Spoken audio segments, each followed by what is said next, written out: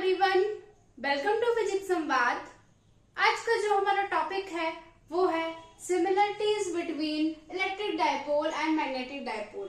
मतलब कि electric dipole और मैग्नेटिक डायपोल के बीच में क्या क्या सिमिलरिटीज है, आइए उसे हम क्या करते हैं समझते हैं। ठीक है, तो सबसे पहले हमने सीरियल नंबर लिया हुआ है, क्वांटिटी ली हुई है, इलेक्ट्रिक डायपोल लिया हुआ है और मैग्नेटिक डायपोल लिया हुआ है। ठीक है, तो फर्स्ट नंबर है आपका डायपोल मोमेंट क्या होता है। आप लोगों ने पढ़ा था कि इलेक्ट्रिक डायपोल में डायपोल मोमेंट को हम P से रिप्रेजेंट करते हैं और P इज इक्वल टू होता है Q इंटू 2L। क्या होता है? Q into 2L। और इसकी जो डायरेक्शन होती है वो नेगेटिव चार्ज से पॉजिटिव चार्ज की तरफ होती है। ठीक है, और मैग्नेटिक डायपोल में हम मैग्नेटिक डायपोल को कैपिटल M से रिप्रेजेंट करते हैं और इसका जो वैल्यू होती है वो होती है स्मॉल m इंटू 2L। ठीक है, और इसकी जो डायरेक्शन होती है वो साउथ पोल से नॉर्थ पोल की तरफ होती है। ठीक है, ओके। देन इसका जो सेकेंड टर्म है वो है intensity of magnetic field in and on position. तो इलेक्ट्रिक डायपोल पे intensity of magnetic field in on position के लिए क्या होती है, इज इक्वल टू होता है 1/4πε0 2p अपॉन x क्यूब। ठीक है, जो कि पैरेलल होती है इलेक्ट्रिक डायपोल मोमेंट के। मैं क्या बोल रही हूँ ध्यान से सुनिएगा।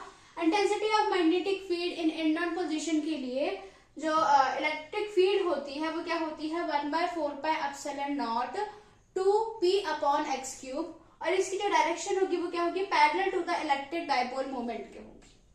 ठीक है, और इसी तरह मैग्नेटिक फील्ड में क्या होगा, B इज इक्वल टू हो जाएगा μ0 upon 4π 2m upon x cube. देखिए यहाँ पे P का डिफरेंस है, यहाँ पे m का डिफरेंस है, बाकी सारी चीजें क्या है, सेम है।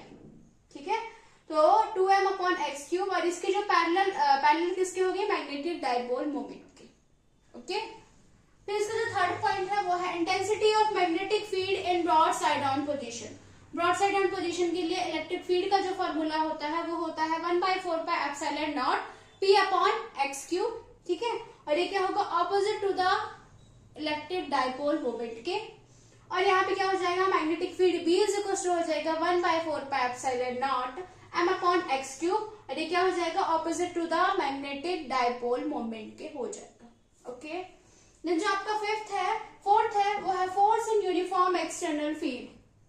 मतलब कि यूनिफॉर्म एक्सटर्नल फील्ड में फोर्स क्या होगा, ये आपको तो पता ही है कि इलेक्ट्रिक फील्ड में 0 होगा, एज वेल एज आपका मैग्नेटिक फील्ड में भी क्या होगा, 0 होगा। इसके आगे के जो कुछ टर्म्स हैं वो हम नेक्स्ट टर्म में करते हैं। आपने फोर्थ सिमिलरिटीज तक पढ़ लिया था। अब जो हमारी फिफ्थ सिमिलरिटीज है वो है torque in uniform external field. मतलब कि टॉर्क क्या होगा एक्सटर्नल फील्ड में, तो torque tau is equal to क्या होगा, पीई साइन थीटा हो जाएगा। और यहाँ पे क्या हो जाएगा, torque is equal to magnetic dipole के लिए एम बी साइन थीटा। ठीक है, ये अभी आपने रिसेंटली ही इसका एक डेरिवेशन किया था। ठीक, फिर वर्क डन क्या होगा, work done by turning an angle theta from the external field direction. जब वो एक्सटर्नल इलेक्ट्रिक फील्ड डायरेक्शन में होगा तो जब उस पर टॉर्क एक्ट करेगा तो वो क्या करेगा, टर्न करेगा। तो क्या वर्क डन होगा, वर्क डन हो जाएगा आपका W is equal to PE 1 minus cos theta. ठीक है, और मैग्नेटिक डायपोल के लिए क्या हो जाएगा, W is equal to MB 1 minus cos theta. ठीक है, फिर जो आपका थर्ड वन है, सेवेंथ वाला है वो क्या है, पोटेंशियल एनर्जी क्या होगी थीटा फॉर्म में। मतलब एंगल थीटा जब है आपका तो एक्सटर्नल फील्ड डायरेक्शन में पोटेंशियल एनर्जी क्या होगी, U is equal to minus PE cos theta. ठीक है, और मैग्नेटिक डायपोल के लिए क्या होगी, U is equal to minus MB cos theta. यही आपकी क्या है, सिमिलरिटीज है इलेक्ट्रिक डायपोल और मैग्नेटिक डायपोल के बीच में। ये आपके बोर्ड एग्जाम्स में आती है अप्रॉक्स 3 to 4 मार्क्स की। आई होप कि आपको समझ आया होगा। Thank you.